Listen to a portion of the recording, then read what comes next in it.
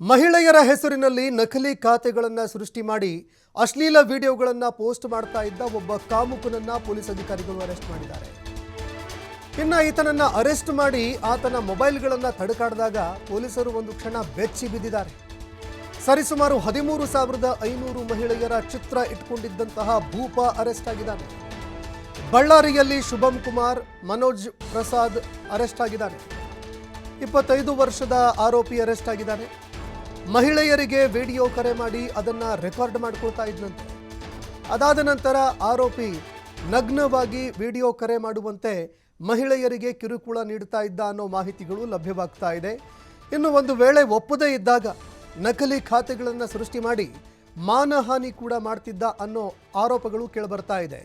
ಅಶ್ಲೀಲವಾಗಿ edit ಮಾಡಿ ಸಾಮಾಜಿಕ ಜಾಲತಾಣದಲ್ಲಿ ಈ ಆರೋಪಿ ಅಪ್ಲೋಡ್ ಮಾಡ್ತಾ ಇದ್ದ.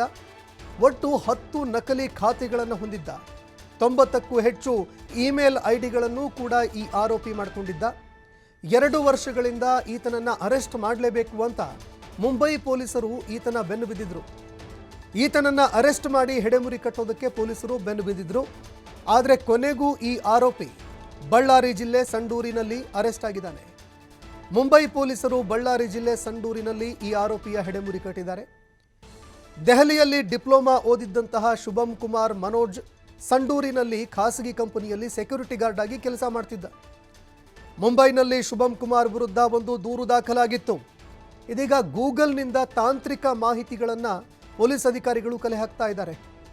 ಅಂದರೆ ಇಮೇಲ್ ಐಡಿಗಳನ್ನು ಈತ ಜನರೇಟ್ ಮಾಡಿಕೊಂಡಿರುವಂಥದ್ದಾಗಿರಬಹುದು. ಆ ಇಮೇಲ್ ಐಡಿಗಳಿಂದ ಎಷ್ಟು ಖಾತೆಗಳನ್ನು ಓಪನ್ ಮಾಡಿದ್ದ, ಏನು ಎತ್ತ, ಅದೇ ರೀತಿಯಾಗಿ ಈತ ಒಬ್ಬನೇ ಇದ್ದಾನ ಅಥವಾ ಈತನ ಹಿಂದೆ ಒಂದು ಜಾಲ ಏನಾದರೂ ಇದೆಯಾ, ಇದಕ್ಕೆ ಸಂಬಂಧಪಟ್ಟಂತೆ ಇದೀಗ ಪೊಲೀಸ್ ಅಧಿಕಾರಿಗಳು ಮಾಹಿತಿಗಳನ್ನು ಕಲೆ ಹಾಕೋದಕ್ಕೆ ಅಂತ ಮುಂದಾಗ್ತಾ ಇದ್ದಾರೆ.